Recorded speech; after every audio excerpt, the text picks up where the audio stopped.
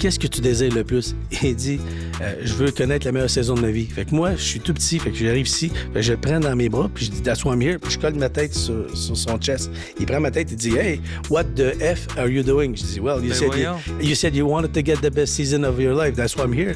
Et je le reprends, je le recolle. Tu savais ce que tu faisais, là. Tout était calculé. Oui, là, aussi. je voulais briser cette barrière-là. Fait qu'il a repris ma tête, puis là, les joueurs étaient autour. Fait que c'est sûr que les joueurs ont tous parti à rire. Puis quand il m'a regardé, il sourit. On vend pas de produits, on vend pas de services. On ne vend qu'une seule chose, on vend toujours une relation. Et c'est cette relation de confiance mutuelle qu'on appelle en anglais le trust. Quand ce trust-là s'établit, c'est parce que je t'ai offert de l'intégrité qui je suis. Mon intention, elle était bonne. C'est comme un arbre. Les racines, c'est l'intégrité. Le tronc, c'est l'intention. Les branches sont les capacités que j'ai. Et les feuilles qui poussent au bout, ben c'est les résultats de la relation qu'on a créée ensemble.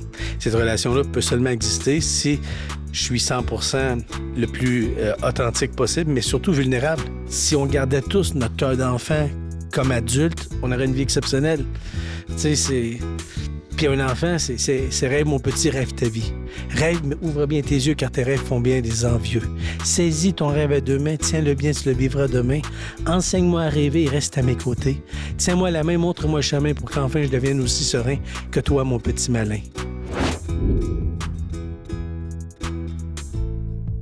Bonjour, mesdames et messieurs. Bienvenue à un autre épisode de Là, on jase. Aujourd'hui, on reçoit une personne extraordinaire, un spécialiste du sport, un bon Jack en général. Vous l'avez sûrement tous déjà vu dans vos écrans ou en conférence. Vous avez peut-être même déjà lu son livre. Donc, sans plus tarder, je vous demande tous d'accueillir Monsieur Sylvain Guimond. Bonjour, Nicolas. Bonjour, merci d'être là. Ben, merci à toi de m'inviter. Mais ça fait plaisir. Je t'ai vu une couple de, comme on disait avant de rentrer en ondes, j'ai vu une couple de podcasts que tu avais fait ici et là. Très intéressant. Merci. Pour les gens qui nous écoutent, qui ne savent pas qui tu es, que fais-tu? Qui est Sylvain Guimond? Sylvain Guimond vient d'une famille de 8. Quand même, okay. Je suis le dernier d'une famille de 8. Mes parents ont fait des essais 7 coups avant moi. Et quand ils m'ont eu, ils ont dit « Wow, celui-là, il est bon, on aurait ça à 8. » À mes frères, ils ont donné l'intelligence. Puis à moi la beauté. Là, des gens qui regardent et disent « Mon Dieu, ces frères doivent tellement être lettres. » Mais j'ai une famille d'amour. J'ai une famille de parents, Émilien et Fleurette, qui étaient des grands amoureux. Là, on a eu Roméo et Juliette. Je vous dis, mes parents, leur histoire d'amour, c'était encore plus grand, je pense. Puis je viens d'une famille où il y avait beaucoup d'amour, mais où moi, j'avais de la difficulté à l'école. Puis ma vie a changé. Le jour où j'ai rencontré en secondaire 3 une religieuse qui m'a fait faire un petit problème de mathématiques. J'ai trouvé la réponse. Puis au lieu de me dire « T'es pas vite », elle m'a dit « Wow, t'es créatif. » Ça change. C'est mieux de dire « T'es créatif » que « pas vite ». Moi, je l'ai cru, puis ça a changé ma vie. Et ça m'a permis par la suite de faire des études, de continuer, même si j'avais des problèmes d'apprentissage. Je suis dyslexique. J'ai un problème d'accès lexical. J'ai un TDA assez sévère. Fait que à l'école, c'était pas facile pour moi au départ. Mm-hmm. Mais lorsque, vous savez, les mots peuvent guérir ou les mots peuvent blesser, tu sais... Nicolas Cantel m'a donné la permission de croire que je pouvais réussir, ben j'ai pu continuer. Puis ma première formation, c'est au niveau de la colonne vertébrale. C'est une ingénierie biomécanique de la colonne vertébrale. La deuxième formation, c'était à l'Université McGill. À l'époque, on appelait ça éducation physique, mais le volet de la science. Donc aujourd'hui, ça s'appelle kinésiologie. Ensuite, j'ai fait un doctorat en psychologie du sport. Puis j'ai fait une spécialité en leadership en management de l'Université d'Harvard. Puis avec ça, ben je veux aider des gens. Donc, je suis allé chercher le maximum de formation pour être capable d'aider des gens. Pour quelqu'un qui a eu des difficultés à l'école, t'es allé quand même loin. Longtemps, puis t'es allé loin. Je dois être masochiste un peu. Ouais, c'est ça. Mais c'est une belle source de motivation, je trouve, parce qu'il y a beaucoup de gens qui nous écoutent que ils s'imposent leurs propres limites, en fait, par rapport à certains désavantages qu'ils pourraient avoir. Je pense que là, c'est important les mots qu'on reçoit. Hein? Puis, au départ, j'avais pas confiance en moi à cause de ça, parce que quand tu as de la difficulté à l'école, ben tu sais que tout de suite t'es identifié, puis que moi j'ai échoué ma 3e année au primaire, fait que aussitôt que quelqu'un me demandait quel âge j'avais, ben j'étais 1 an plus vieux que ceux qui étaient dans la même classe que moi, fait que c'était dur pour l'estime puis la confiance qu'on a en soi. Mais par la suite, avec certains petits succès que j'ai eu à l'école, mais ça m'a permis de finir par dire, j'aime ça apprendre, puis je suis persévérant, puis ça fait que ça a quand même fonctionné pour moi au niveau scolaire. Puis mon but, c'était d'aller chercher le maximum d'informations, comme je disais tantôt, pour aider le maximum de gens. Pourquoi la thérapie du sport? Qu'est-ce qui t'a fait aller dans cette direction-là? Ça, c'est... En fait, moi, je joue au hockey. Je suis pas très grand, là.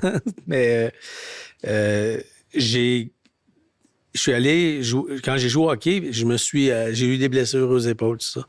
Puis au début, c'est des professionnels qui m'ont aidé. Puis cette partie-là m'a intéressé le côté physique. Mm-hmm. Puis quand je suis arrivé à faire le côté physique, j'ai inventé des logiciels qui évaluent la posture des gens, leur capacité fonctionnelle, donc la force musculaire, l'endurance musculaire, la flexibilité, la fonction pulmonaire, toutes sortes de tests qu'on fait. Puis on parle dans un moment, corrige-moi si j'ai tort, que la technologie... C'était pas très... on avait des ordinateurs à l'époque et on appelait ça des XT. Là, c'était pas très puissant. C'était peut-être 128 cas de mémoire. C'était vraiment pas puissant.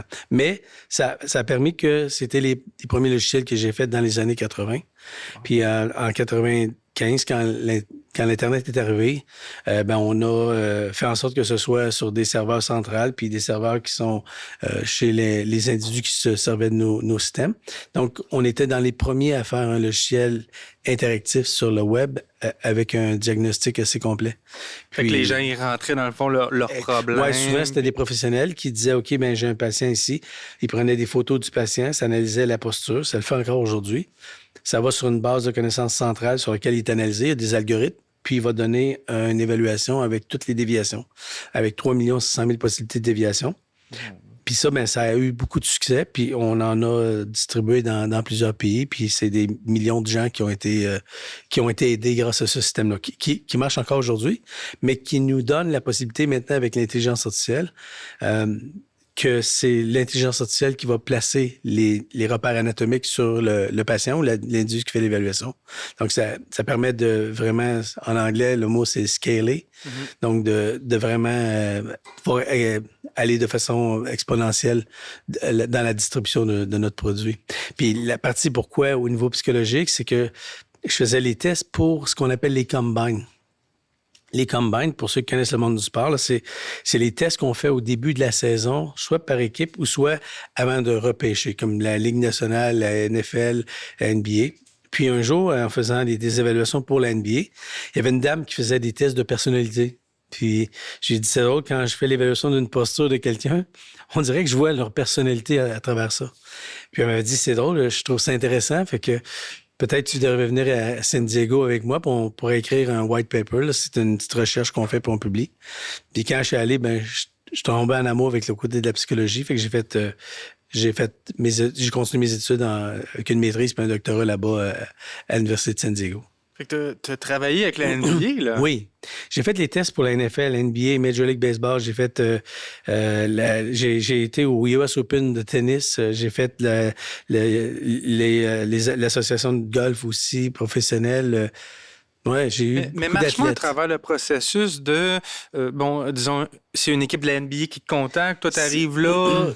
C'est quoi exactement que tu fais? Comment ça se passe? Ouais. C'est ça. Il y a 2 volets dans lesquels je suis impliqué avec ces ligues-là. Eux ont besoin d'avoir des datas sur les athlètes. Donc, lorsqu'une équipe veut repêcher de jeunes joueurs, il y a un examen au début qu'ils vont faire. Ils vont faire des tests de capacité fonctionnelle. Ils vont avoir un examen médical. Ils vont même voir les gens pour les yeux, les dents. Tout est analysé.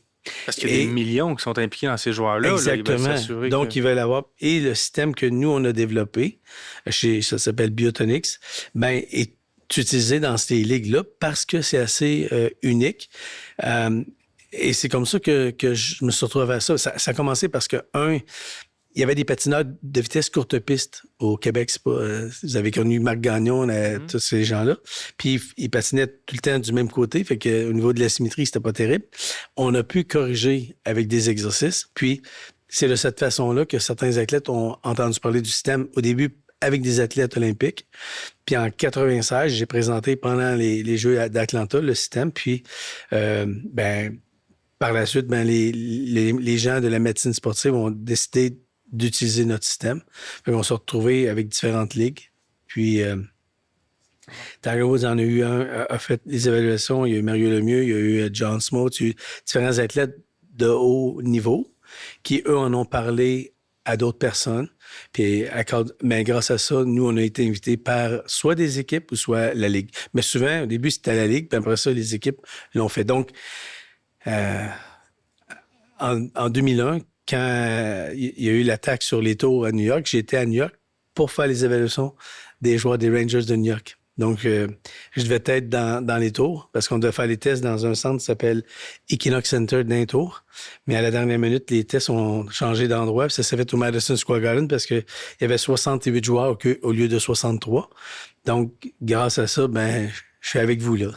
Hey, t'imagines? Ouais. J'ai des frissons. Mais j'étais là pris pendant que c'est arrivé. Puis c'est drôle parce qu'on réfléchit dans ce temps-là. On se dit, hey, j'ai pas assez proche.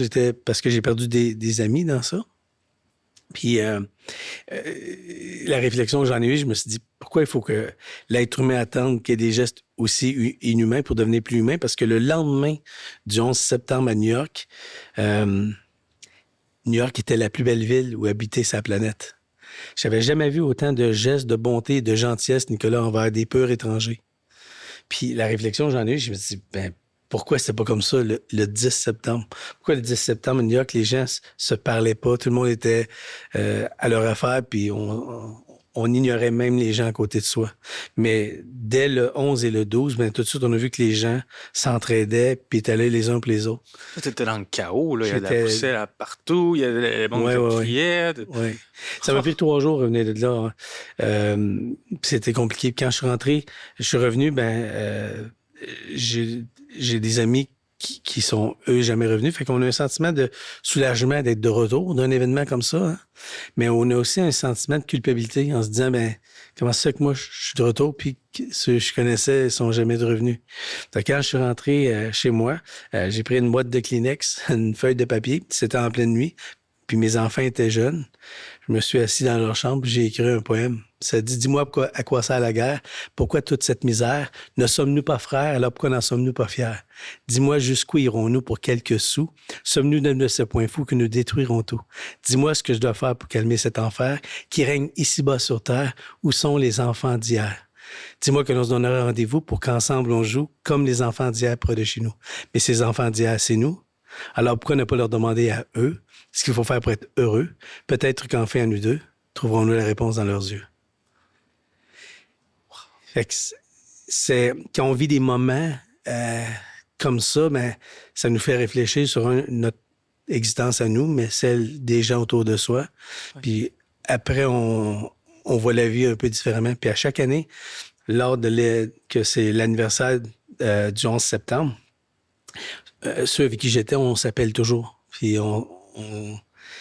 on se dit que la chance qu'on a eue d'être capable de s'en sortir, fait que c'est des événements dans nos vies qui nous marquent pour toujours. Ben oui, 100%. Ouais. Puis c'est à travers de vivre...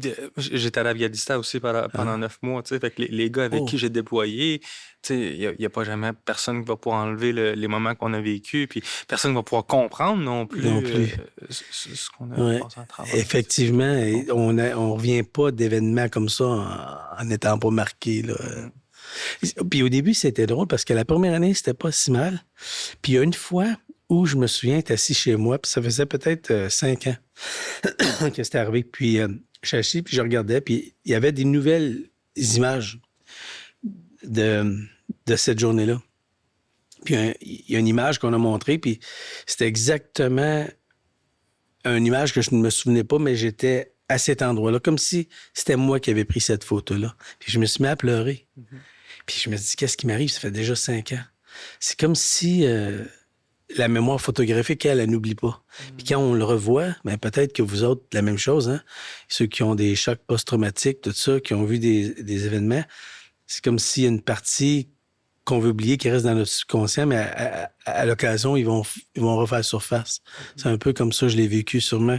Toi, ce que tu as vécu, c'est 100 fois pire que moi parce que tu étais là pendant plusieurs mois. Moi, ça a duré 3 jours, mais ça m'a paru comme 3 ans. Mais carrément. On arrête l'émission pour vous parler de notre commanditaire principal, les Entretiens Raven, spécialisés en nettoyage intérieur qu'extérieur, lavage de fenêtres, gouttières, lavage complet du printemps, bref, tous vos besoins d'entretien ménager à un seul endroit.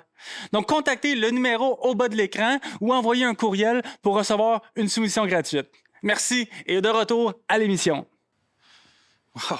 On commence ça en force. Hein. J'ai eu des frissons, j'ai eu des larmes aux yeux, puis j'ai ri déjà en 15 minutes. Si tu me permets, Sylvain, on va accueillir notre sommelier. Ah oui. On va détendre l'atmosphère. Aubergiste, comme apporte le vin. Voilà, allez! Eh bien, je suis là, M. Dumont.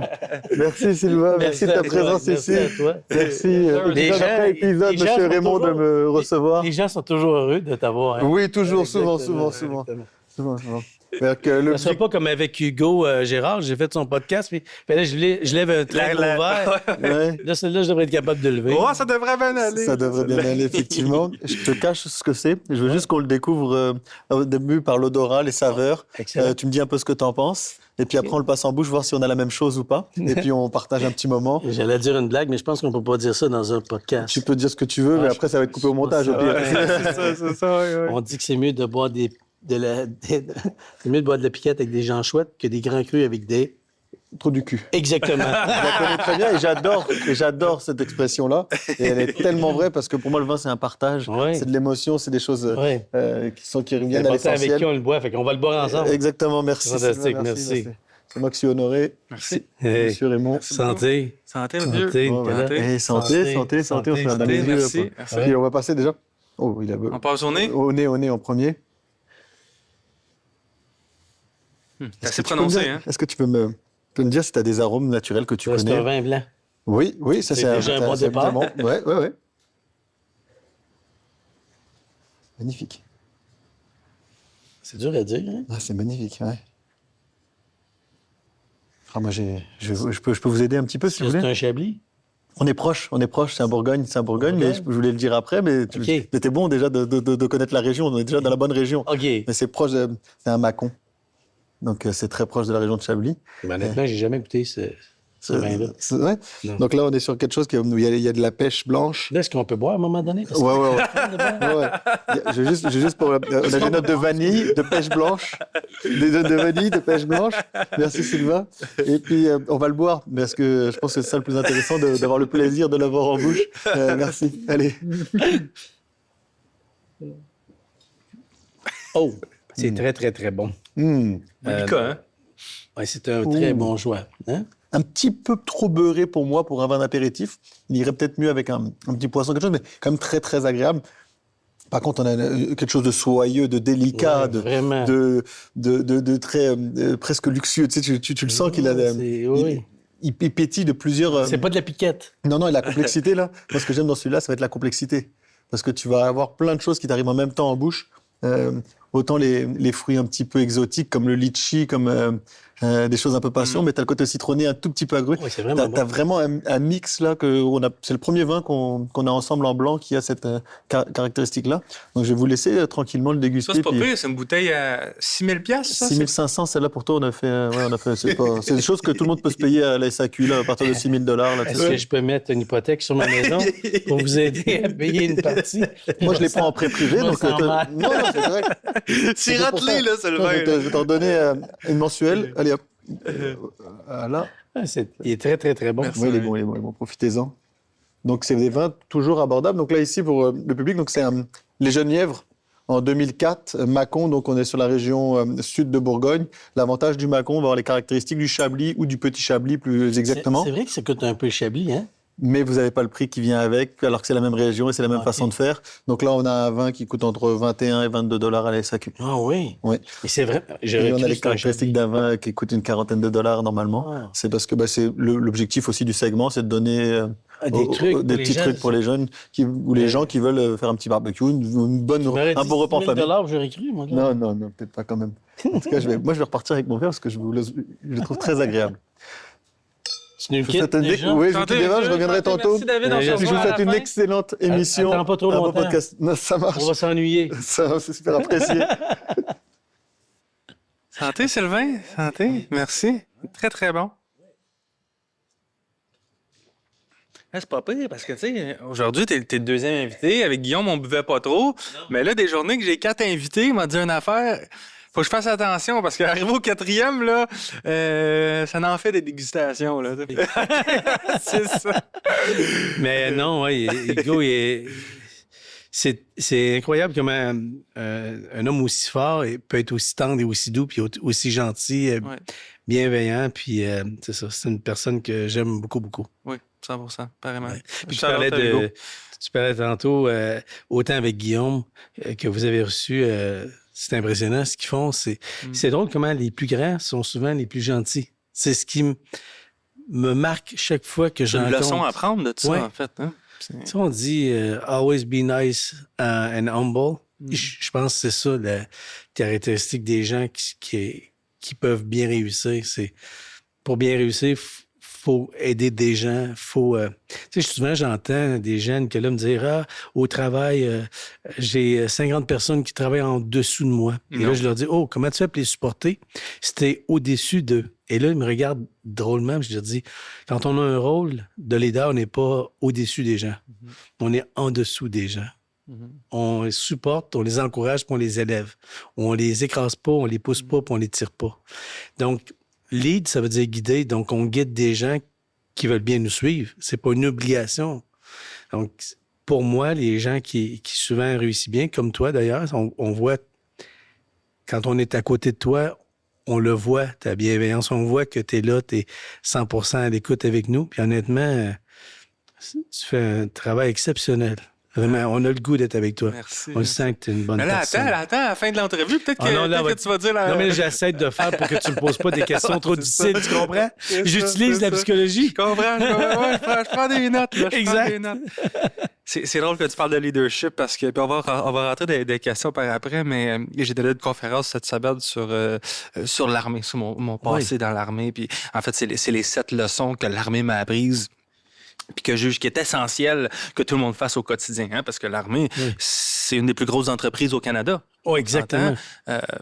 Fait que, puis ils réussissent dans l'adversité de la guerre, ce que je pense que tout le monde devrait en prendre connaissance. Puis je parle de la différence entre un boss puis un leader.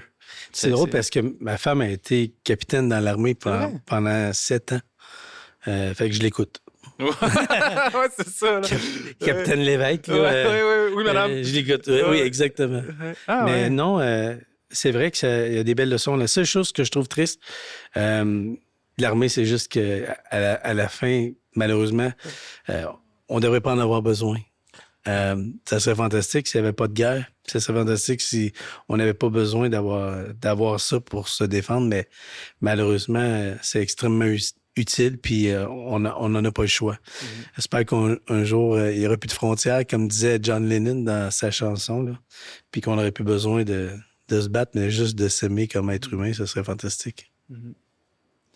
T'es sorti de l'école, t'es allé dans la thérapie du sport, puis là, la NBA, Mais là, comment ça se passe pour toi qui arrives, t'analyses avec ton application? Est-ce que tu poses des questions à l'athlète? C'est quoi le processus pour toi de déterminer quels sont les red flags un peu avec la personne? La chance que j'ai eue, j'ai toujours eu des gens au bon moment qui sont venus me donner un coup de main. Puis lorsque j'ai développé l'évaluation de la posture, j'avais pas les capacités, moi, au niveau de la programmation. Je suis pas un programmeur.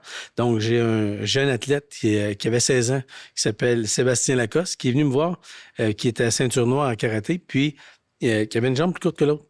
Fait qu'on l'a identifié sur l'évaluation de posture. Puis il m'a dit, je pense qu'on pourrait améliorer ton système. Quand quelqu'un a 16 ans qui nous dit ça, on se dit, il est cocky, hein, en anglais, on dit ça, mais pas du tout. C'est la personne la plus humble que je connais. Puis effectivement, il avait vu juste. Puis aujourd'hui, c'est lui qui est en charge du développement chez nous, puis il a maintenant 50 ans. Fait que c'est drôle, on a passé à travers presque 35 ans d'histoire à développer puis à aider. Puis ce que je disais, c'est cette chance-là d'avoir eu dans mon parcours à chaque fois des gens plus compétents que moi pour certains aspects de ce qu'on avait à développer, donc dont ma femme qui est neuropsy, ma fille est médecin, mon genre est nucléiste, donc en médecine nucléaire, puis on a tout mixé ça dans dans un outil maintenant qui est dans un cellulaire. C'est tellement puissant ce qu'on peut retrouver maintenant dans un cellulaire que moi, j'avais le rêve de dire aux gens, mais vous allez avoir dans le creux de votre main, comme si vous étiez en contact avec votre médecin, votre psychologue, votre entraîneur privé, votre kinésiologue et un coach qui va vous donner un coup de main. C'était un peu ça, excusez, derrière toutes ces années-là de capture d'informations, de données, qui servent à entraîner des modèles pour créer l'intelligence artificielle, puis s'en servir à bon escient. Souvent, je dis aux jeunes que l'intelligence artificielle, elle est sortie du tube de pâte à dents, puis on ne pourra plus rentrer la pâte à dents à l'intérieur. Ouais. Ça va toujours rester. Il faut juste souhaiter que ça tombe entre les mains de gens qui sont bienveillants, pour que l'intelligence artificielle serve à bon escient. Ils disent que, mettons, dans les 10 prochaines années, ça va être les 10 années où ce que l'humanité aura avancé le plus depuis le début des temps. On n'aura jamais eu une poussée de... Ce que tu dis, c'est tellement vrai, mais on regarde juste aussi les 100 dernières années où il y a eu, tu sais, à la fin des années 1800, l'électricité. Et si on regarde là, en dedans de 150 ans, tout ce qui s'est fait, puis effectivement, là, ce qu'on a réussi à faire avec tout ça, avec les datas qu'on a collectés, c'est qu'on entraîne des modèles qui deviennent excessivement puissants.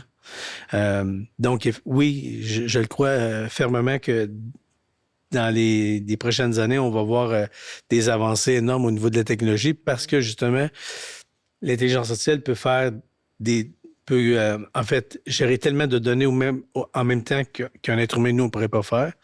Mais si les gens ont peur de l'intelligence artificielle, c'est avec raison. Mais en même temps, dans l'avenir, je crois que ce qu'on va avoir le plus de besoin dans notre société, c'est des humains.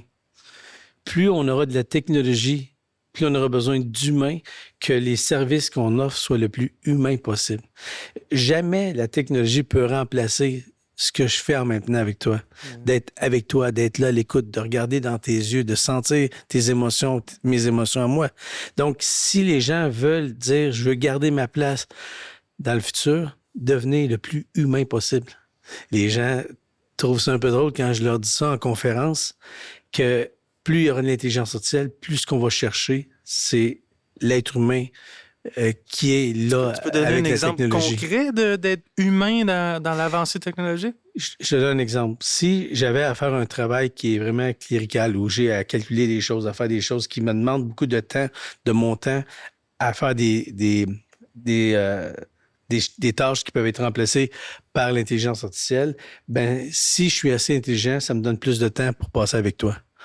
Pour créer cette relation-là. Ouais. On ne vend jamais rien dans la vie. On ne vend pas de produits, on ne vend pas de services. On ne vend qu'une seule chose, on vend toujours une relation. Et c'est cette relation de confiance mutuelle qu'on appelle en anglais le trust. Quand ce trust-là s'établit, c'est parce que je t'ai offert de l'intégrité qui je suis. Mon intention, elle était bonne. C'est comme un arbre. Les racines, c'est l'intégrité. Le tronc, c'est l'intention. Les branches sont les capacités que j'ai. Et les feuilles qui poussent au bout, ben c'est les résultats de la relation qu'on a créée ensemble. Cette relation-là peut seulement exister si je suis 100% le plus authentique possible, mais surtout vulnérable, de t'offrir ma vulnérabilité. Parce que pour t'offrir certains aspects de ma vulnérabilité, il faut que je te fasse confiance. Sinon, tu pourrais me blesser. Mais quand je suis capable de te faire confiance, t'offrir ma vulnérabilité et que tu m'offres en retour ta confiance et tu m'offres aussi ta vulnérabilité, deux personnes qui font ça, mais c'est deux personnes qui se font confiance dans lesquelles il y a un geste de générosité énorme. Ça veut dire, Nicolas, change rien, je t'aime comme t'es. Donc, je t'accepte avec qui t'es, avec tes forces, tes faiblesses, comme tu vas accepter ce que je suis moi avec mes forces et mes faiblesses. Et c'est là que les relations deviennent importantes. Et pendant plusieurs années, à l'Université d'Harvard, on a fait une recherche avec 3000 hommes. Ça a commencé dans les années 20. Puis, on a rassemblé des gens pour savoir qu'est-ce qui faisait en sorte que les gens pouvaient vivre le plus vieux possible. C'est la longévité dans de la vie. Intéressant. Et on s'est rendu compte que Par la suite, cette étude-là, vu elle a porté sur plusieurs années, puis elle est encore en marche en ce moment, on a pris les enfants de ces gens-là, on a pris les familles, et on est maintenant rendu à différentes générations du début des années 20 quand ça a commencé. Et ce qu'on s'est rendu compte, c'est que ce qui gardait les gens en bonne santé, on a cru en premier que ce serait la génétique, ensuite les habitudes de vie, etc. Mais on s'est rendu compte que l'aspect numéro 1 d'être en bonne santé, de vivre longtemps, c'est d'avoir des relations qui sont saines.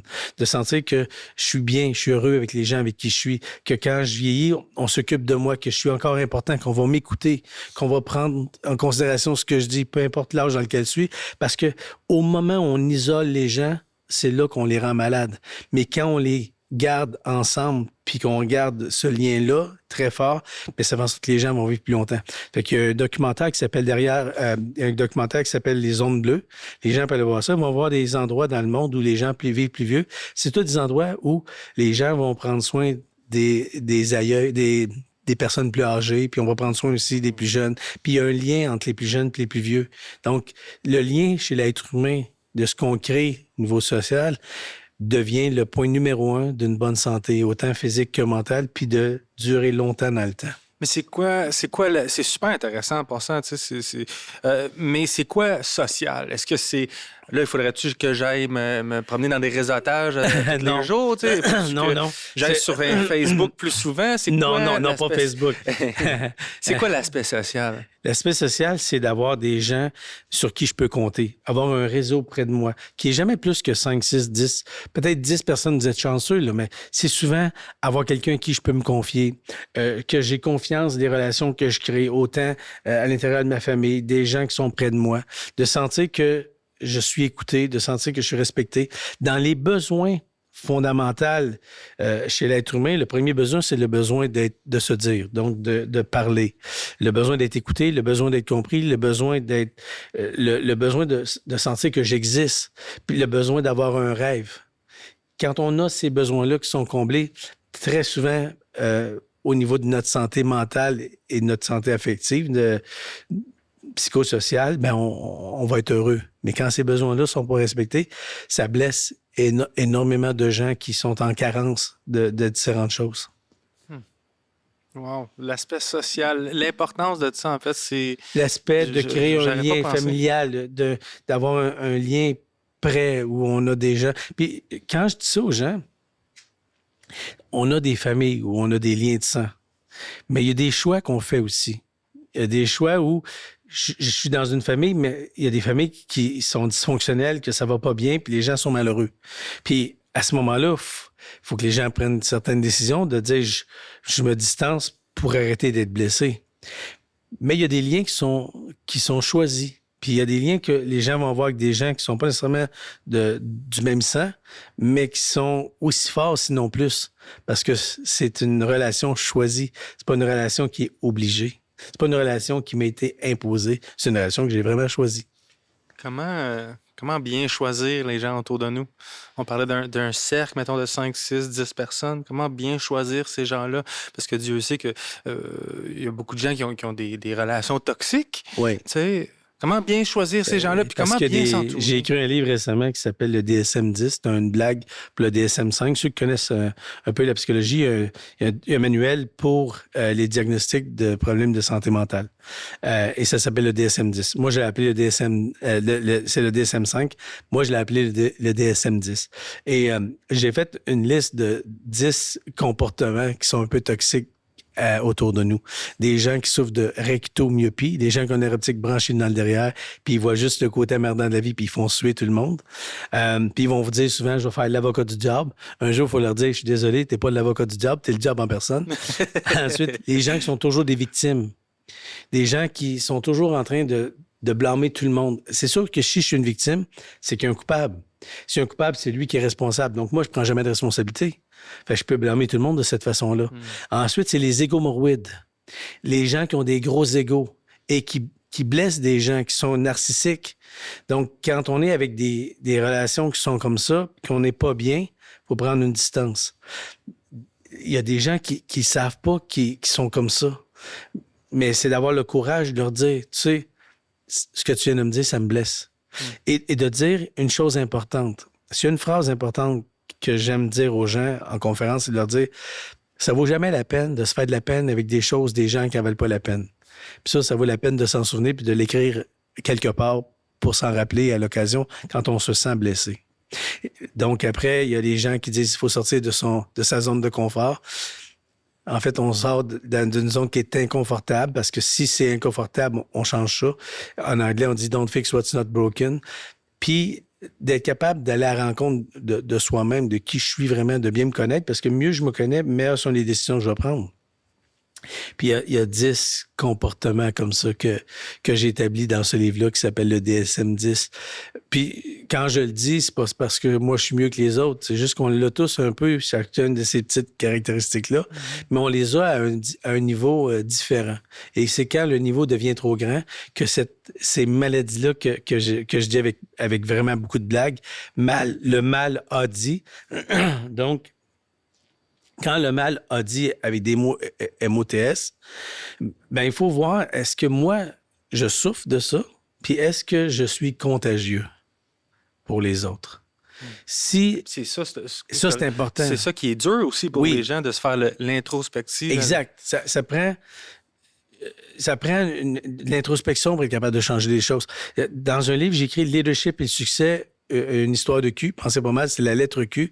Je donne 7 quotients vraiment importants qu'on a besoin. Le premier, c'est le quotient intellectuel, c'est nos compétences. On est en 2026. Si les gens sont incompétents, Nicolas, c'est parce qu'ils le désirent vraiment. Parce qu'aujourd'hui, on peut aller chercher de l'information un peu partout. Le deuxième, c'est le quotient relationnel, le QR. Le savoir ne sert à rien si je ne le fais pas savoir. C'est pour ça que ça s'appelle des connaissances. Quand je les partage avec toi, tous les deux, on renaît quelque chose d'autre. Mais il y a des gens qui pensent qu'ils savent tout. Mais les gens qui ne savent pas, ils ne savent pas qu'ils ne savent pas. Parce qu'ils pensent qu'ils le savent, donc ils ne peuvent pas le savoir. Ça va-tu? Incroyable. Les gens qui ne savent pas, ils ne savent pas qu'ils ne savent pas parce qu'ils pensent qu'ils le savent, donc ils ne peuvent pas savoir. La seule façon d'apprendre dans la vie, c'est de savoir que je ne sais pas. Sans ignorance, il n'y a pas de place aux connaissances. Donc, dans le quotient relationnel, une fois que j'ai ce quotient-là, c'est le quotient émotionnel. C'est le savoir-être. Comment je suis avec les autres, comment je suis capable de lire leurs émotions. 6 émotions de base qu'un enfant de 10 mois est capable de lire. Comment c'est qu'on le perd à l'âge adulte? D'être capable de lire mes propres émotions. Ensuite, c'est le savoir pourquoi. Donc, le savoir pourquoi, c'est la partie de la motivation, le QM. Qu'est-ce qui fait qu'à chaque matin, je me lève, j'ai le goût de faire ce que je fais? Donc, le quotient motivationnel, dans le mot motif, il y a le mot motivation, le mot motif. Le motif, c'est le pourquoi. Pourquoi je me lève pour faire des choses? Ensuite, c'est le quotient humoristique, le QH, le savoir-rire. Et le savoir-rire est important parce que les gens qui se prennent pour d'autres sont compliqués, puis les gens qui se prennent au sérieux sont plates. Donc, d'avoir de l'autodérision pour dédramatiser. Et derrière l'humour, on peut dire la vérité. Pas dans un humour méchant, dans un humour bienveillant, dans lequel on dédramatise, puis on rend la vie un peu plus belle. Si on rit pas comme être humain, ben on passe à côté de la vie. Puis ensuite, c'est le quotient au niveau de la gentillesse, donc le savoir-vivre. Le savoir-vivre, c'est le quotient de la gentillesse. C'est d'être bienveillant, d'être gentil avec les gens. Mais si vous êtes gentil envers des gens, sans que les gens s'en attendent, ils vont se demander comment ça se fait, vous leur dites bonjour. Si vous appelez au gouvernement ou en quelque part, on vous demande de faire preuve de civilité au téléphone. C'est terrible. Quand en 2026, on est obligé de dire aux adultes d'être poli puis d'être bienveillant, d'être gentil au téléphone avec des gens, on l'a échappé quelque part. Dans notre société, c'est chacun pour soi. Puis les gens se permettent de dire des choses sans nécessairement se préoccuper si ça va blesser ou non les autres, ce qui fait pas de sens. Comment changer tout ça? À travers la sensibilisation? Puis le dernier quotient, c'est le QQ, c'est le quotient du questionnement. C'est de savoir que je ne sais pas, d'avoir de l'introspection. Donc, comment changer tout ça? Par l'introspection. En se posant la question à moi-même. Puis quand je dis ça, je suis pas mieux que les autres, là. C'est parce que je les ai toutes les bébites que je suis capable d'en parler. Si j'étais pas conscient de mes travaux, je pourrais pas non plus les changer puis de faire attention. Comment on change ça? Par l'amour de soi puis l'amour des autres. J'ai écrit un poème, ça s'appelle « As-tu déjà aimé? Aimer assez pour pardonner. Pardonner même à l'étranger. Étranger avec toi-même. Toi-même, est-ce que tu t'aimes? T'aimes-tu assez pour oublier? Oublier qu'on t'a fait de la peine de ne pas être aimé, aimer sans demander et demander qu'à être aimé. Si on fait le tour de ça, l'amour, elle est là. Puis c'est ça qu'on oublie souvent. Juste, mon surnom avec le Canadien de Montréal, c'était Dr. Love.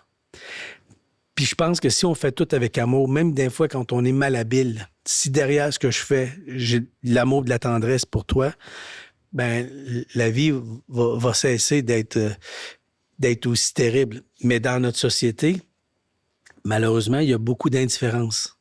D'indifférence à tout. Et le contraire de l'amour, c'est pas la haine. Parce que si j'ai de la haine envers toi, Nicolas, c'est qu'on a encore un lien. J'ai un sentiment envers toi qui est de la haine. Mais si le jour où j'ai un sentiment d'indifférence envers toi, il n'y a plus de lien qui nous unit. C'est comme si tu n'existais plus pour moi. Et dans notre société, ben, malheureusement, il y a beaucoup d'indifférence. D'indifférence à l'autre, d'indifférence aux gens qui sont différents, d'indifférence à certains pays, à certains égards aux gens qui sont sans abri. Et quand je vais sur la rue, j'essaie de parler des fois à des étrangers. Et puis, des fois, je vais donner des sous. Puis, je me souviens une fois, j'étais à Philadelphie en voyage, puis j'ai donné des sous à un itinérant. Puis, la personne qui était avec moi dit fais pas ça, il va aller acheter peut-être de la boisson, de la drogue, je sais pas quoi. J'ai dit je le donne pas pour lui, je le donne pour moi, pour ne pas être indifférent. Maintenant, ce qu'il va faire avec, ça lui appartient. Je souhaite que ce soit pour aller se nourrir puis faire attention à lui-même.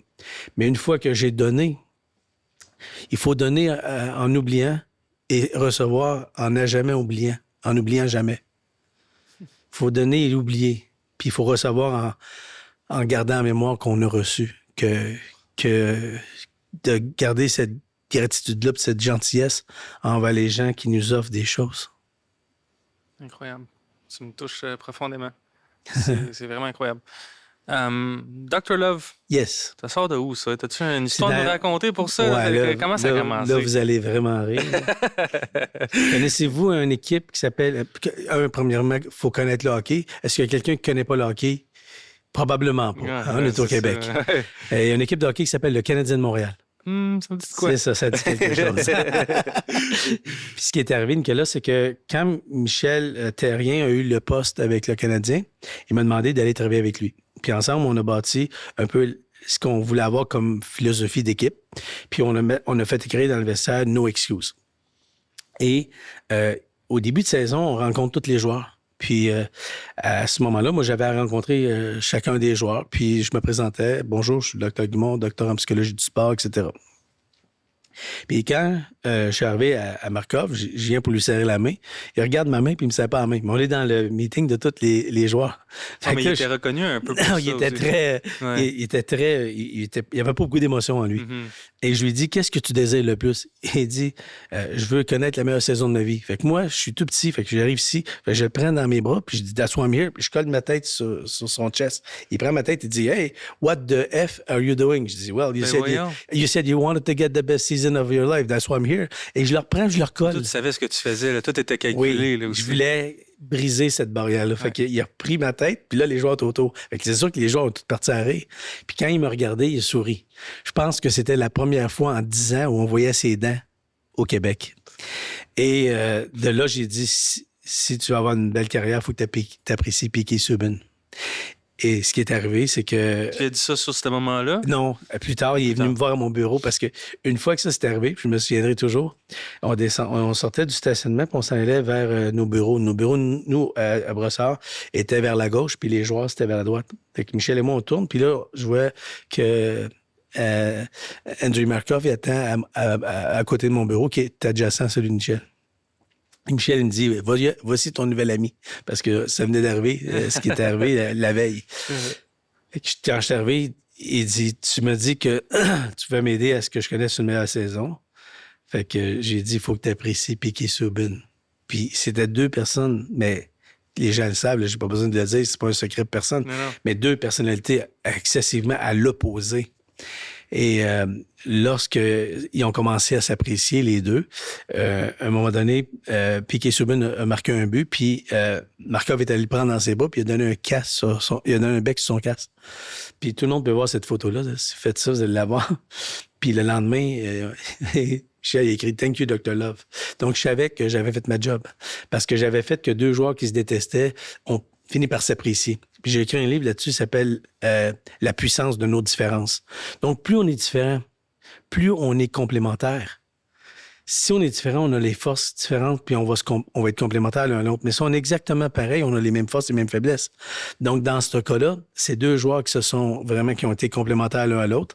Et lorsque Andriy s'est marié, Markov s'est marié, il a invité Piquet Subban à son mariage. Donc, je savais que j'avais fait un travail qui était au-delà du hockey, mais de créer des liens pour que les gens puissent s'apprécier. Comment tu savais qu'il fallait qu'ils s'entendent, ces deux-là? Parce que dans une équipe de hockey, on le voit en ce moment avec Martin Saint-Louis, vous voyez la chimie qui est en train de se bâtir. Cette chimie-là, il faut apprécier les gens dans l'équipe. Si les joueurs ne créent pas ce momentum-là de tout s'entraider, vous n'aurez jamais une équipe. Une équipe, c'est des individus qui deviennent dans un but commun de s'entraider. Donc, on peut laisser personne derrière.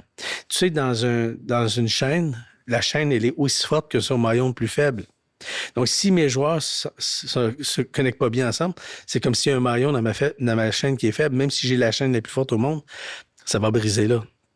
100%. Donc, c'est important, les liens qu'on crée avec les gens, qui soient excessivement solides, comme une chaîne qui va tenir ensemble au moment où on va demander de se tenir ensemble, c'est comme une chaîne.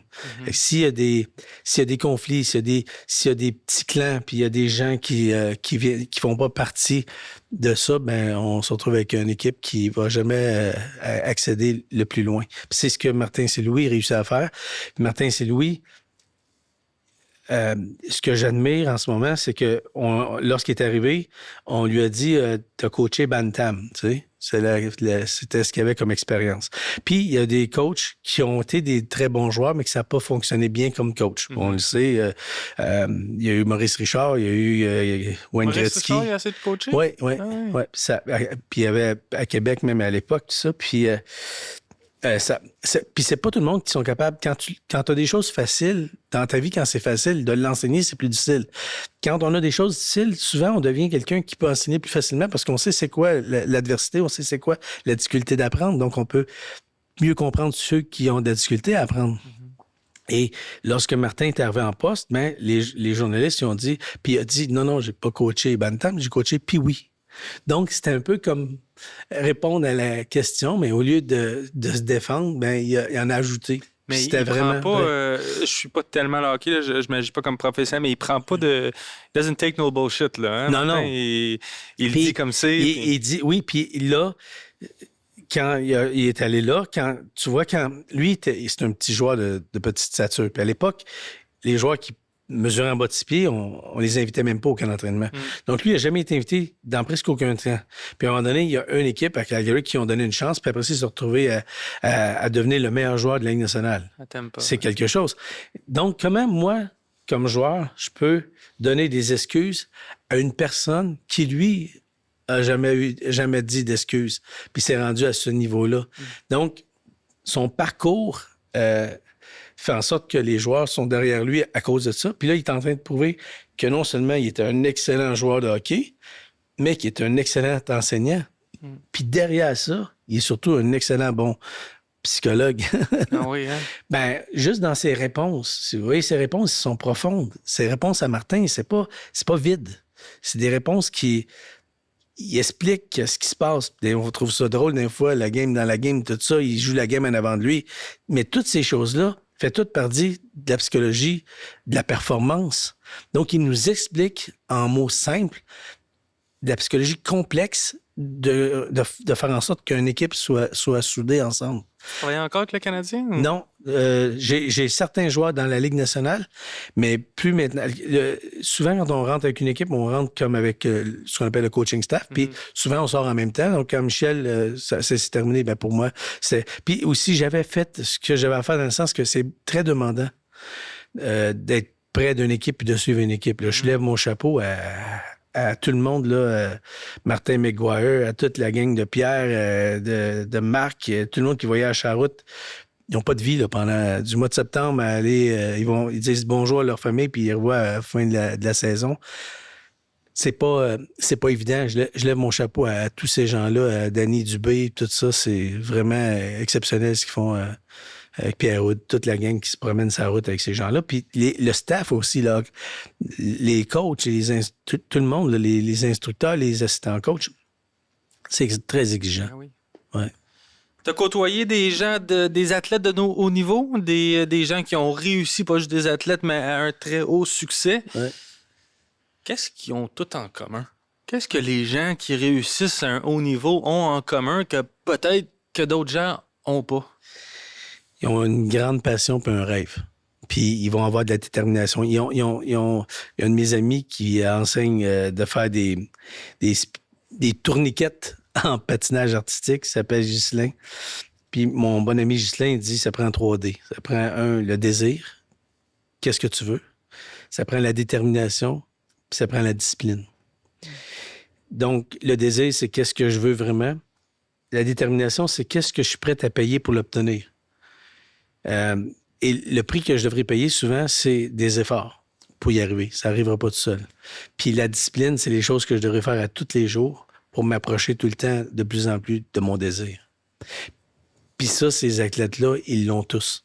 Puis on voit que les meilleurs athlètes sont ceux qui pratiquent plus fort que les autres. Vous souvenez-vous, à l'époque, on disait que Guy Lafleur, il arrivait 3 heures avant la game, puis qu'il était le premier sur la glace, puis il faisait des... Mais Sidney Crosby, c'est la même chose. Le talent, c'est un cadeau empoisonné si ça tombe entre les mains de gens qui sont paresseux. Donc, quand tu as du talent, c'est une chance, c'est un privilège. Mais ton travail à toi, c'est d'y mettre les efforts pour que ce talent-là puisse éclore. Parce que souvent, on entend dire « Ah, cette personne-là, il avait tellement de talent, il peut faire... » Mais il y a des raisons à ça. C'est peut-être des fois, ils n'ont pas mis tous les efforts nécessaires. Puis aussi, c'est des fois des malchances. Une blessure, arriver d'une équipe où l'instructeur croit moins en toi. Tu arrives à un autre endroit, bang, tout d'un coup, c'est comme merveilleux ce qui leur arrive. Oui. Puis, il y a beaucoup de facteurs qui font qu'ils vont réussir ou non. Puis pour moi, tu sais, Céline Dion, elle se prend pas pour Céline Dion. C'est elle, Céline Dion. Puis Céline, elle m'a livré un message super puissant. Puis j'ai dit, Céline, ça te dérange-tu que j'en parle aux gens? Elle me dit, avec plaisir, Sylvain, c'est correct. Elle dit, moi, quand j'étais jeune, quand j'avais 12 ans, j'avais la tête dans les nuages, puis je rêvais d'une grande carrière. Mais ma famille, qui sont du monde très terre-à-terre puis ironique, ça fait 10 ans qu'il est décédé, ils m'ont fait descendre de mon nuage une marche à la fois. Puis aujourd'hui, j'ai jamais été aussi groundé que je le suis. Puis c'est la seule raison pourquoi elle est encore vivante. Parce que les gens qui finissent par mourir d'une overdose parce qu'ils perdent leur identité personnelle. Qui connaissent un tellement haut de succès comme qu'ils ne s'appartiennent plus, ils appartiennent à tout le monde, puis ils ont un vide intérieur. C'est très dur de vivre ta vie quand c'est plus ta vie, c'est la vie de tout le monde, puis tu n'as plus de liberté. Tu sors quelque part, tout le monde, ça devient... Mais on dit ça, Sylvain. Difficile. Comment être groundé? Comment descendre de ce nuage-là? En étant avec des relations groundées. René était là pour la protéger. Sa famille, c'est une grande famille qui sont du monde très à terre. Puis quand je parle de Mme Dion, puis on regarde son père, quand son frère le plus vieux, Clément, allez, Michel, tout le monde. Si tu regardes chacune de ces personnes-là dans cette famille-là, c'est des gens de cœur. C'est des gens qui sont authentiques. Puis elle a gardé cette partie-là. Puis là, je suis content parce que on la revoit un peu plus sur les médias, puis on la revoit dans ce qu'elle est vraiment. Elle est excessivement drôle.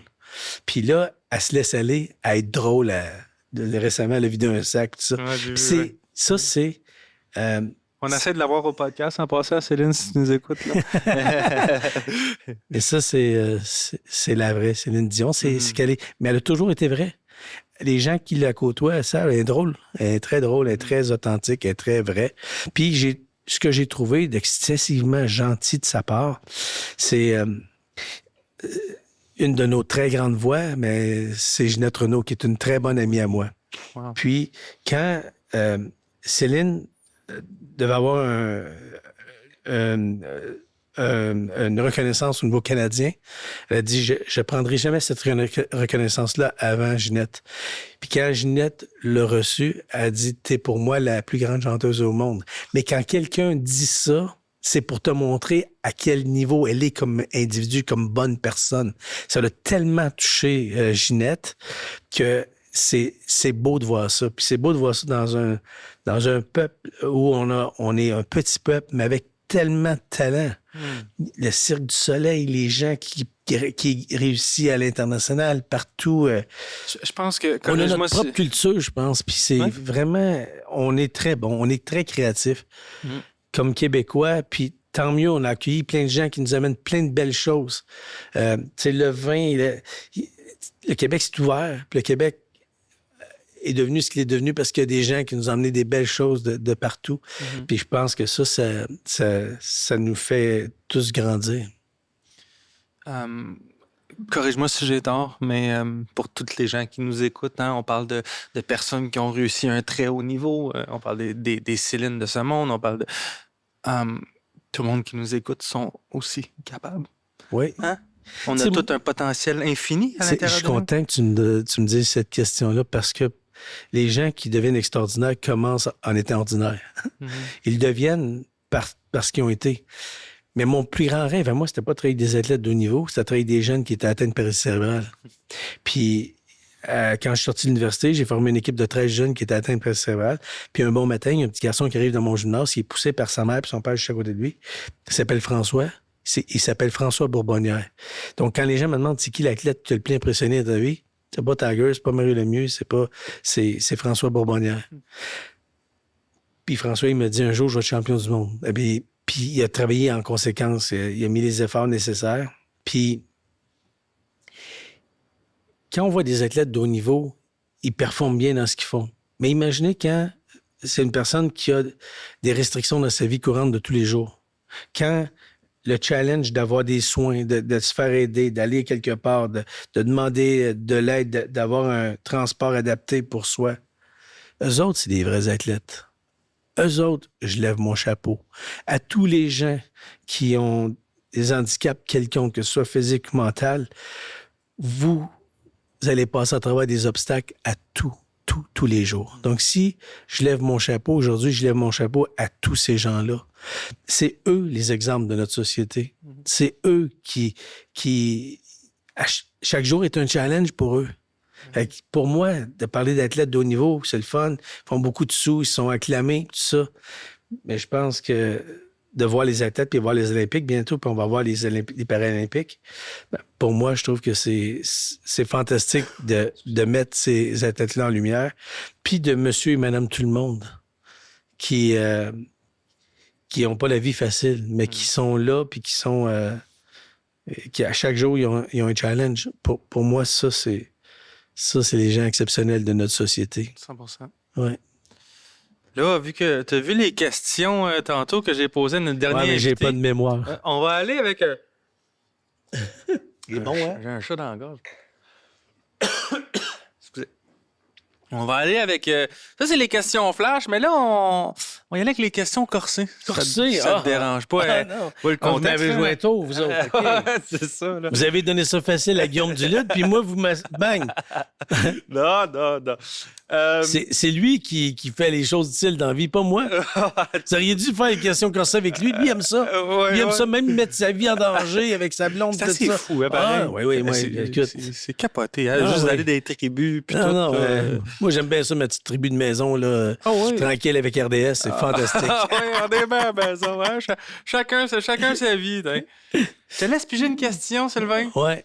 T'as lu à voix haute, si tu l'aimes pas, t'as pitch au bout de tes bras. Je sais pas lire. Attends, faut que je mette J'ai écrit 18 livres, là, tu sais. Je sais pas lire. J'ai écrit, je sais pas lire. Attends, je vais mettre mes lunettes. OK. Ça dit... Vous, qui êtes si sexy et gentil. Vas-y, continue. Tu parles de tes parents avec beaucoup de respect et d'admiration. Est-ce que tes enfants ont le même regard sur toi? Oh. Hey, shit. Je le souhaite. Je vais enlever ça parce que je vais pleurer, mais tu sais, je vous l'ai dit d'entrée de jeu que j'avais été élevé par des parents exceptionnels qui sont maintenant tous les deux décédés. Puis j'ai 6 frères puis une sœur. Puis on est proches puis on s'aime beaucoup. C'est ce qu'on a appris dans la vie. Mes enfants... si un jour je réussis, je sais pas, 1/10 de ce que mon père a pu faire puis ma mère, puis que mes enfants le voient comme ça, je vais avoir réussi. Ma mère, mes enfants, tout le monde l'ont toujours appelé grand-maman Fleur. Ma mère s'appelait Fleurette. Fait que si... c'est tough, hein, moi. Sylvain. Pas mal plus dur que les questions à Guillaume, ça, là. Si mes enfants ont ce regard-là sur moi, je vais être le gars le plus heureux du monde. Tu sais, à la fin de notre vie, on a tous une date de naissance. Puis on va tous un jour mourir. Puis entre les deux, il y a juste du temps qui s'écoule. Puis ce qui va nous rester à la fin de notre vie, c'est les moments de grand bonheur puis des moments de grande tristesse. Le reste, on s'en souviendra plus. Mais tout ce qui nous a marqué par des moments où il y a eu des émotions positives ou des émotions qui sont plus tough, on va s'en souvenir. Mais à la fin de notre vie, qu'est-ce qu'on va tous faire? Toi comme moi, Nicolas, on va prendre nos petits-enfants, puis on va les asseoir sur notre cuisse, puis on va compter l'histoire de notre vie. Faut juste qu'on s'organise que notre histoire de notre vie, nos petits-enfants, ils s'endorment pas au bout de 5 minutes. Faire que ce soit quelque chose d'exceptionnel qu'on ait à compter, qui sont le fun, sur lequel on a eu une belle vie, puis qu'on leur transmet ça. Pour moi, c'est d'arriver à vivre sa vie comme on l'entend. Quand les gens font ça, ben, ils ont un album de souvenirs exceptionnel. Parce qu'à la fin, la question la plus posée, c'est qu'est-ce qui arrive après la mort? Je sais pas. Mais juste au cas où on ne vienne pas, on fait un gros party de celle-ci, puis si on vient, on en fera un autre. Mais à la fin de notre vie, tout le monde, le temps dans notre vie, c'est comme un rouleau de papier de toilette. Ça déroule. Puis à la fin, ça déroule de plus en plus vite. Hein? Ceux qui sont plus vieux comme moi le savent, là, notre temps déroule vite. Le temps, c'est ce que j'ai de plus précieux. Donc, quand je te donne de mon temps, je te donne une partie de ma vie. Donc, on ne peut pas payer des gens pour leur temps. On les paye pour ce qu'ils contribuent. Donc, à la fin de ma vie, le temps que je vais avoir passé, puis quand je dis ça, je suis pas le mieux. Des fois, je suis trop sur mon cellulaire. Il y a des choses que j'aimerais changer. Mais à la fin de ma vie, quand je vais avoir mes petits-enfants sur mes cuisses puis que je vais compter l'histoire de ma vie, j'espère en être fier. J'espère de leur transmettre ça, de dire « Hey, la mienne est finie, la tienne commence, puis vis tes rêves. » Le rêve, c'est ce qu'on a de plus précieux. Fait que, aux enfants, si on gardait tous notre cœur d'enfant comme adulte, on aurait une vie exceptionnelle. Tu sais, c'est... Puis un enfant, c'est rêve, mon petit, rêve ta vie. Rêve, mais ouvre bien tes yeux car tes rêves font bien des envieux. Saisis ton rêve à deux mains, tiens-le bien, tu le vivras demain. Enseigne-moi à rêver et reste à mes côtés. Tiens-moi la main, montre-moi le chemin pour qu'enfin je devienne aussi serein que toi, mon petit malin. C'est un poème que j'ai écrit à mes enfants. Puis si nos enfants avaient à nous écrire un poème, eux, ce qu'ils aimeraient nous dire, c'est vis ta vie, toi qui es devenu grand, vis ta vie à chaque instant. Vis maintenant, mais ouvre bien tes yeux, car ta vie pourrait bien te rendre heureux. Tu oublies de vivre en pensant à tes rêves de demain, garde-les dans ton cœur, te montreront le chemin. C'est toi qui m'as donné le goût de rêver en m'aimant à tout premier instant, sans rien demander. Alors donne-moi ta main, je te rappellerai comment se laisse le bon chemin avant d'entrer dans le monde des grands. On doit tous reprendre notre cœur d'enfant. Parce que un enfant, quand ils sont petits, ils vont jouer ensemble, peu importe la couleur des enfants. Ils ne savent pas. Ils n'ont pas d'anxiété quand ils sont tout petits. Puis un jour, ben, ils apprennent le jugement. On leur montre à juger d'autres personnes. On leur montre que la vie n'est pas tout le temps facile. On leur montre à avoir de l'anxiété. On leur transmet nos peurs. Mais si on restait tous des enfants éternellement, on jouerait tous ensemble dans le même carreau de sable, puis on pourrait partager nos petites bébelles. Puis c'est triste qu'on perd ça, cette partie-là de l'enfance qui devrait rester avec nous autres jusqu'à notre mort, en fait. Était tough, ta question? Était tough. T'es corsé? Très, très corsé. Je vais prendre une bonne autre bière. I drink to that. Santé. Santé, mais buvez pas.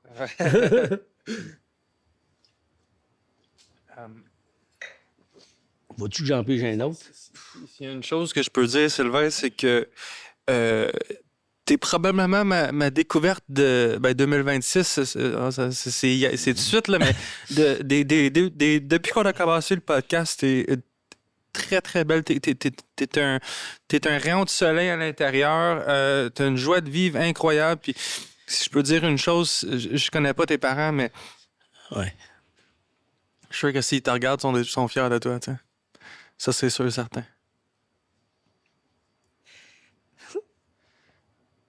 Je sais pas pourquoi je viens faire ça, c'est podcast. Tu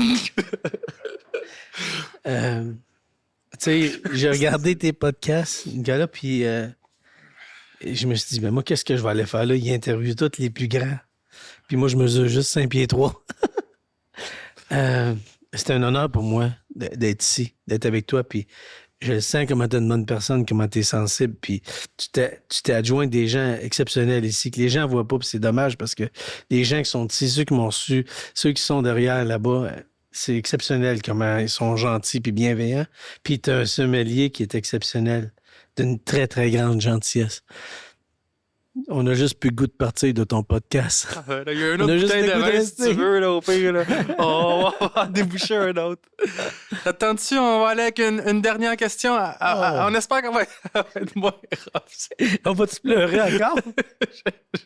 J'espère pas. Un homme, ça pleure pas. Hein? Merci.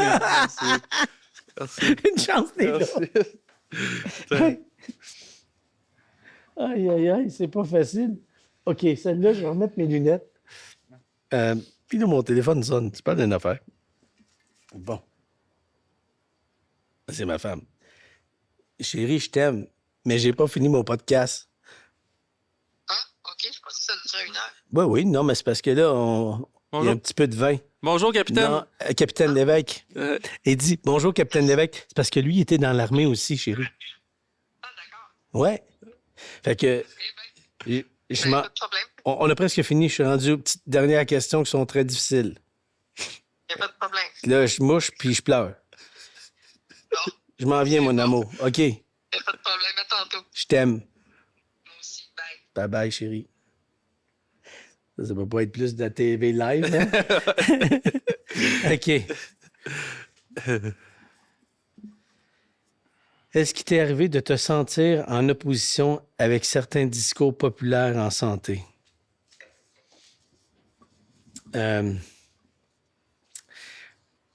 Oui, un peu. Tu sais, récemment, il y a eu, là, on a vu on a eu une pandémie, on a les infirmières qui font un travail exceptionnel, les médecins, tout ça. Puis, au Québec, notre système, on a décidé qu'un jour, on aurait un système de santé où on pourrait traiter tout le monde, peu importe leurs moyens financiers. Et ça serait une grande perte si on perdait ça. C'est ce qui nous démarque énormément. Puis, quand j'entends un message par rapport aux médecins, par rapport aux infirmières, par rapport aux gens qui sont les aides aux bénéficiaires, ils font un travail exceptionnel. Si ces gens-là ont décidé de devenir médecins, je peux vous garantir que dans 90% des cas, c'était pas à cause d'argent. Parce que l'effort que ça demande, ils pourraient en faire bien plus en étant en affaires et en faisant d'autres choses dans la vie. Ouais. Les gens pensent que c'est beaucoup de sous, mais pour le nombre d'études, tout ce qu'ils ont fait, c'est pas tant que ça. Les infirmières, c'est exactement la même chose. La charge de responsabilité. Qu'ils ont. Il y a toutes sortes de choses. Puis je suis pas en train de parler argent puis connaissance puis tout ça parce que je trouve que c'est indécent de parler de ça. Ouais. Puis je parle la même chose pour les infirmières, puis je lève mon chapeau aux gens qui sont des aides aux bénéficiaires qui vont prendre soin de ces gens-là, les aimer. J'ai vu un reportage récemment de Johnny Carson. Johnny Carson, un de ses fils est décédé d'un accident de voiture, puis il était tenu artificiellement en vie à l'hôpital. Puis l'infirmière qui s'est occupée de lui est venue parler à Johnny Carson dans un show. Puis il savait pas qu'elle allait faire ça. Il voulait juste rendre hommage à une infirmière qui avait été 50 ans au service des gens. Puis elle dit, votre garçon est pas mort seul, j'étais là. Puis quand vous étiez pas là, j'étais là. Puis ça... C'était monté, c'était arrangé pour que ça soit elle? Oui, les gens du show le savaient, mais lui, il le savait pas. Puis c'est la première fois que Johnny Carson a pleuré en ondes. Donc, ça lui a pris 30 quelques années avant de pleurer. Toi, tu vois, déjà après 30 émissions, t'es bien meilleur que lui. Ça lui a pris 30 j'ai ans. Toi, t'as fait ça. T'as fait ça avant. Fais tes enfants avec ça. Puis, cette entrevue-là m'a marqué en disant, tu sais, quand on quitte l'hôpital avec des gens qu'on aime qui sont malades, mais il y a des gens qui prennent notre relève. Puis qui sont là pour eux. Puis moi, mon père est décédé à l'hôpital à cause de la COVID. Puis j'ai décidé d'y aller, même si c'était dangereux pour nous. Puis Joanne, ma femme, était avec moi. Puis j'aurais été triste de ne pas avoir vécu ces derniers moments-là qui sont très, très, très difficiles. Puis, dans les derniers moments de notre vie, il y a des choses qui restent, c'est juste les gens que tu as aimés, que tu veux garder. Fait que si ce qui est le plus important dans notre vie à la fin, ça devrait être ce qu'on devrait garder le plus important pour toute notre vie. Il n'y a pas personne qui va dire à son lit de mort, j'aurais dû faire plus d'argent, puis j'aurais dû être moins souvent à la maison, puis j'aurais dû moins m'occuper de ma famille, de mes amis, j'aurais dû moins profiter de la vie, j'aurais dû être plus agissable avec tout le monde. Tout le monde, c'est l'inverse. La seule chose qui reste à la fin, c'est ça. Mais si ce message-là nous vient de ces gens-là qui, son fils dit « Vous direz à mon père que je l'aime », cette dame-là, quand elle nous dit ça à Johnny Carson, ça l'a pour lui soulagé de savoir que c'est une perte terrible quand on perd quelqu'un qu'on aime. Mais quand on sait que les gens quittent en étant bien, ben je pense que les médecins, les gens qui font ça, qui sont là auprès de nos malades, quand tu me demandes la question qu'est-ce qu'il y a dans le monde de la santé, ben je trouve que c'est triste, mais la santé, ça se compte pas avec des sous. Puis c'est de valeur que ça coûte cher, effectivement, c'est triste, mais j'aimerais tellement qu'on ait assez d'argent pour prendre soin de tout le monde, puis il est évident que la population vieillit, il est évident que ça coûte énormément cher, mais j'espère, puis je sais, il y a le privé, il y a le public, mais je serais triste si ça disparaissait puis que nos gens qui sont les moins fortunés puissent pas se permettre d'avoir des soins de santé puis avoir de la dignité, qu'on prenne soin d'eux jusqu'à dans les moments les plus difficiles. Tu sais, souvent on dit, on dit qu'on a plusieurs problèmes dans la vie. OK? Je sais pas si tu en as plusieurs. Toi, on a plusieurs problèmes dans la vie. On a plusieurs... si tu as plusieurs problèmes dans la vie, je peux régler ça. Je vais t'en donner... Tu veux-tu changer tous tes problèmes? Je vais t'en donner juste un. Il va effacer tous tes autres problèmes. Tu n'as plus aucun problème dans ta vie. Tu en as juste un le moment où c'est ta santé. Les autres problèmes sont tombés. Si c'est si important que ça, ben, dans le réseau de la santé, ben, qu'on traite les gens qui s'occupent de nos gens, qu'on les traite bien. Je sais qu'il y a un côté financier, je sais que c'est difficile, puis je sais qu'on paye beaucoup d'argent. Mais je pense que c'est pas de l'argent qui est mal dépensé, au contraire. C'est pour prendre soin des gens. Je vous dis que les super-héros des temps modernes, c'est les gens de la santé et les enseignants. Les enseignants. Dans mes conférences, je dis que la profession la plus importante sur la planète, c'est enseigner. Puis je le crois fondamentalement. Parce qu'une société qui s'occupe de ses petits puis de ses plus vieux, c'est une société en santé. Mais le jour où on s'occupe pas de nos plus petits puis de nos gens plus âgés, c'est une société qui est mal en point. Fait que dans notre société, on a cette chance-là d'avoir des garderies, d'avoir des endroits où ils rentrent à l'école. Puis les professeurs, c'est exceptionnel. Puis on se souvient tous du meilleur professeur qu'on a eu. On se souvient aussi du pays qu'on a eu. Ouais. Puis, tu sais, une fois, je faisais une conférence, puis je disais, quand on est compétent, il faut qu'on soit gentil. Mais il y a des gens qui sont compétents, parce qu'ils sont compétents, ils pensent qu'ils n'ont pas besoin d'être gentils. Ça, je trouve ça dommage. Il y a des gens qui sont incompétents, mais ils sont gentils. C'est comme une plante verte. Ça ne nuit pas, mais ça ne sert pas à grand-chose. Puis, vous avez des gens qui sont incompétents, puis qui sont pas gentils. Ces gens-là qui sont incompétents, pas gentils, tu sais, Nicolas, il faut juste faire disparaître le corps. Si on fait disparaître le corps, on est correct, OK? Je fais une blague, mais je suis vraiment sérieux. On veut des gens compétents et gentils. Dans des gens compétents et gentils, j'explique dans une entrevue, comme on fait en ce moment à la radio, puis l'animateur, il dit, moi, je m'en fous. Si le cardiologue qui m'opère, c'est pas gentil, pourvu qu'il soit compétent. Et je lui dis, moi, ce que j'aimerais, c'est d'être opéré par un cardiologue gentil et compétent. C'est comme si dans notre société, quand on a de la compétence, on peut être arrogant, puis peut-être même être différent, puis d'abaisser d'autres personnes. C'est pas comme ça qu'on reconnaît une bonne personne. On reconnaît une bonne personne à comment ils sont avec les gens. Richard Branson, quand il engage des gens, il va les chercher lui-même à l'aéroport. Déguisé en chauffeur de taxi dans un taxi. C'est vrai. Puis il analyse comment la personne se comporte de l'aéroport à son bureau. Si la personne s'est bien comportée, il va rentrer dans son bureau, il va aller se changer, puis il va faire l'entrevue sans que la personne ait reçu que c'est lui qui conduisait le taxi. Wow. Si la personne était exécrable avec le chauffeur de taxi... Il prend même pas l'entrevue. Non, il fait un demi-tour dans son stationnement, puis il retourne conduire le trou de cul à l'aéroport. Ça doit être assez fantastique. Il dit, ton entrevue est terminée. On n'engage pas de trou de cul chez nous. Il enlève la perruque. That's it. C'est fini. Wow. Donc, on engage toujours des gens pour leurs compétences, puis on les met toujours à la porte pour leur savoir-être. On serait mieux d'engager du monde avec du savoir-être, puis leur donner des compétences. C'est beaucoup plus facile que faire l'inverse. De sages paroles. C'est vraiment, à mon avis, ça le plus important. On veut du bon monde qui s'occupe bien des gens. Puis le système de la santé, ben, c'est un peu la même chose. De prendre soin de nos gens qui prennent soin de nos gens. On tire quasiment à la conclusion. Parce que Oh là, non, pas déjà. je vais pas te C'est mettre- fini! Je vais pas te mettre dans le trouble avec ta femme, mais Ah non, j'aimerais ça quand elle est même. très compréhensive. Incompréhensive, on l'aime. Shout-out, On l'aime d'amour. On t'aime, Joanne? bonjour. J'aimerais ça quand même qu'on essaie de battre le score à Guillaume. ma femme est neuropsy. Elle est neuropsy. Ouais.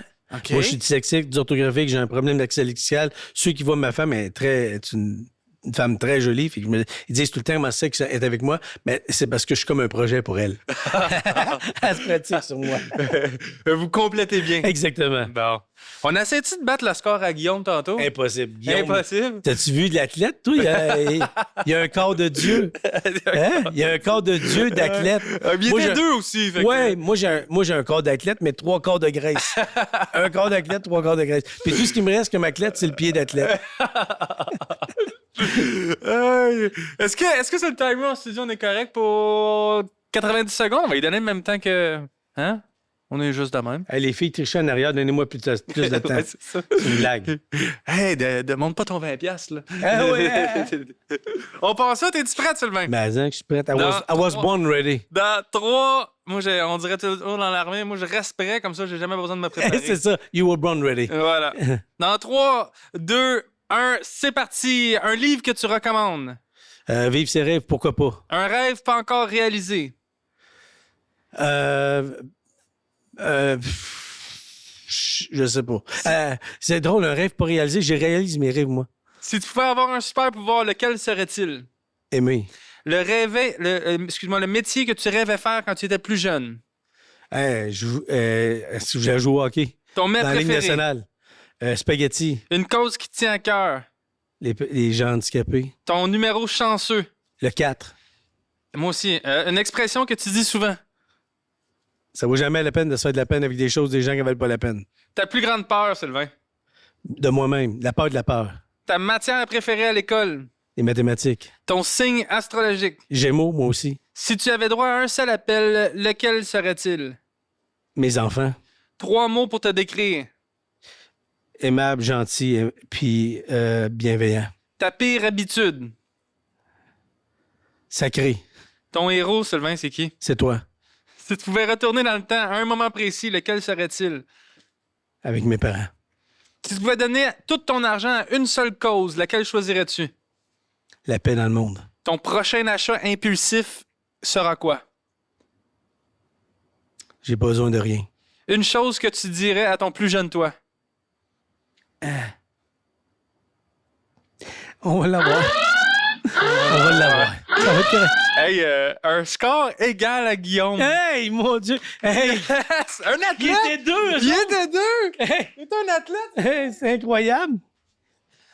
On pose la question à chaque invité qui vient à l'émission, puis je trouve ça important et intéressant de poser cette question. Ton why. Pourquoi tu fais? Qu'est-ce que tu fais? Pour aimer et être aimé. On n'est plus sur le timer, là, Sylvain. Là, on peut...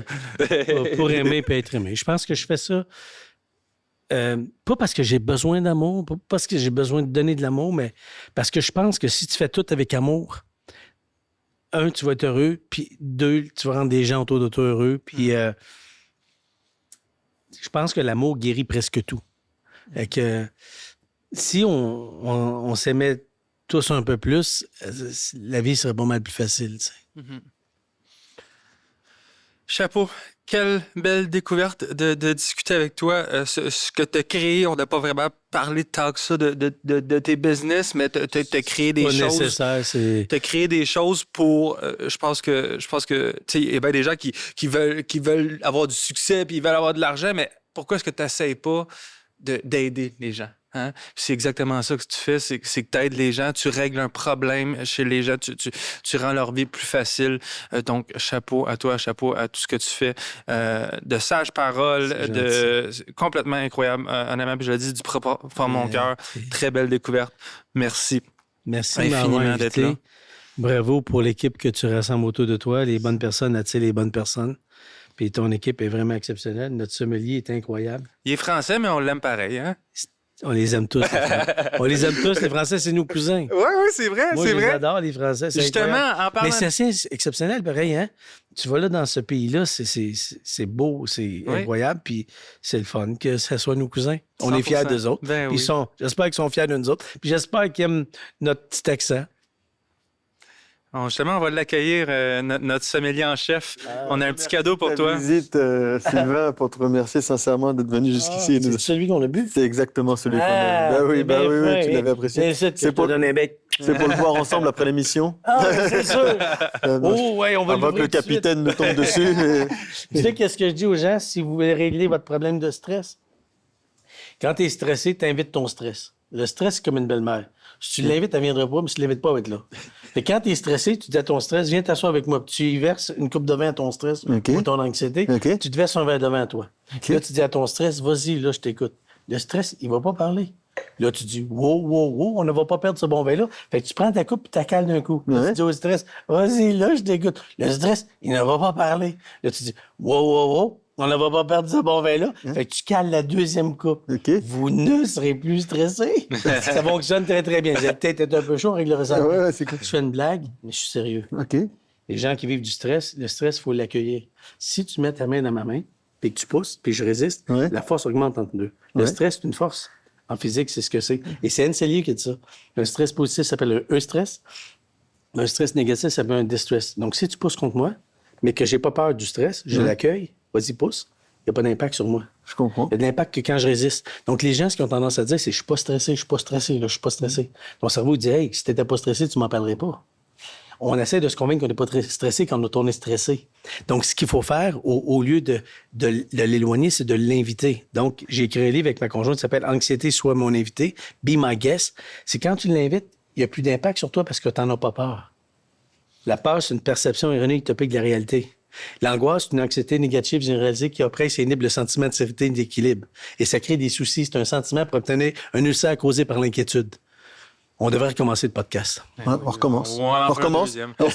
Alors, c'est un vin blanc. Tu veux le sortir d'abord? Wow, merci Sylvain. Merci de m'avoir invité. beaucoup. Le studio aussi, il voulait Ah t'offrir oui? d'Épina. C'est un certificat cadeau. Donc, c'est pas un studio de podcast en permanence. Ils font des photoshoots Pas des photos. professionnels. Hey. Fait que pour toi, ta famille, tes enfants. Allez-vous me rendre beau? Ça va vous prendre du temps. J'espère que vous avez Photoshop. Ils sont super bons pour vrai des J'aimerais ça, des photos avec des cheveux? Avec des cheveux, oui. Ça se C'est fait. possible? Mais ils sont vraiment écœurants pour vrai. Si tu veux faire un Ben, shoot c'est de sûr que je vais famille, venir. des bons souvenirs. C'est certain qu'on va venir. Donc voilà. Et puis après ça, on va passer à notre salle d'essayage parce que j'aimerais Ah ça que oui? ça reparte avec Avec un plaisir. chandail Ben, ou un OK. T-shirt. On fait ça. Sylvain, encore une fois, une Merci. découverte incroyable. Merci mille fois. Est-ce que tu aimerais nous laisser sur un mot de la fin pour nos auditeurs? Oui, des podcasts comme ça, je pense qu'on a le temps de jaser, d'échanger. Puis je te félicite de ce que tu as bâti avec ton bon ami puis les gens qui t'aident ici. C'est vraiment exceptionnel. Puis je pense que le mot de la fin, c'est arrêtez pas de faire ça, vous faites du bien au monde. Tu sais, tantôt, il y avait Guillaume qui était là, du LUD, qui a énormément de choses à partager. Puis j'espère qu'il y a eu quelques mots à travers ce que j'ai dit qui peuvent peut-être résonner dans la tête des gens puis qui vont garder dans leur cœur puis peut-être utiliser. Fait que le mot de la fin, c'est merci. Merci, merci, Merci. merci, merci les filles, merci tout le monde. Merci de m'avoir donné le privilège de faire ce que j'aime le plus, parler puis essayer que certaines paroles puissent aider des gens. Mesdames et messieurs, C'est Sylvain moi qui te fais un Guimond. bec. Merci, c'est bien Merci. vrai. Merci. Merci, Sylvain. Merci.